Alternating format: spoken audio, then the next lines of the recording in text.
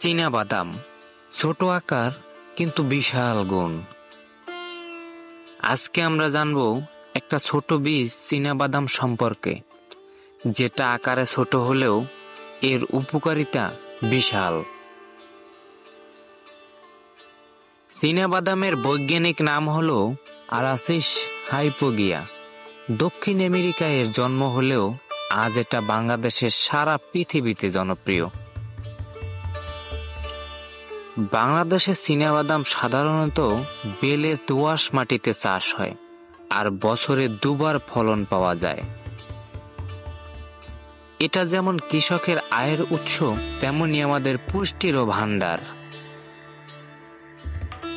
কিন্তু জানেন কি, এতে রয়েছে প্রায় 25% প্রোটিন, 50% স্বাস্থ্যকর তেল এবং অনেক ভিটামিন খনিজ।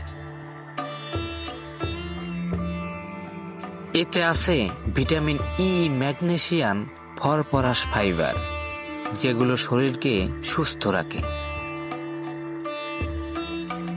আপনি যদি ওয়ার্কআউট করেন, তাহলে চীনাবাদাম হতে পারে প্রাকৃতিক প্রোটিনের সেরা উৎস।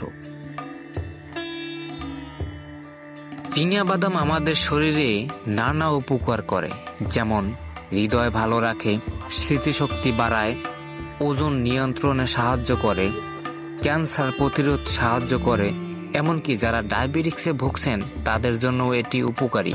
তবে অবশ্যই পরিমাণ বুঝে খেতে হবে। তবে একটা কথা মাথায় রাখতে হবে, কিছু মানুষ চীনাবাদামের অ্যালার্জিতে ভুগতে পারেন, আর দীর্ঘদিন খোলা জায়গায় রাখলে তাতে অ্যালফা-টক্সিন নামে টক্সিন তৈরি হতে পারে, যেটা লিভারের জন্য ক্ষতিকর। তাই ভালোভাবে সংরক্ষণ করতে হবে। চীনাবাদাম আমরা খেতে পারি কাঁচা, ভাজা, মিষ্টিতে বা তেলের মাধ্যমে রান্নায়। এই ছোট্ট বাদামটা কিন্তু আমাদের শরীরের জন্য একেবারে মিনি সুপারফুড। ভালো করে খেলে সুস্থ থাকা সহজ।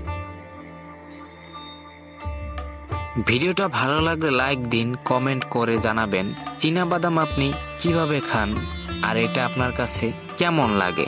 ধন্যবাদ, ভালো থাকবেন। দেখা হবে আগামীতে নতুন কিছু নিয়ে।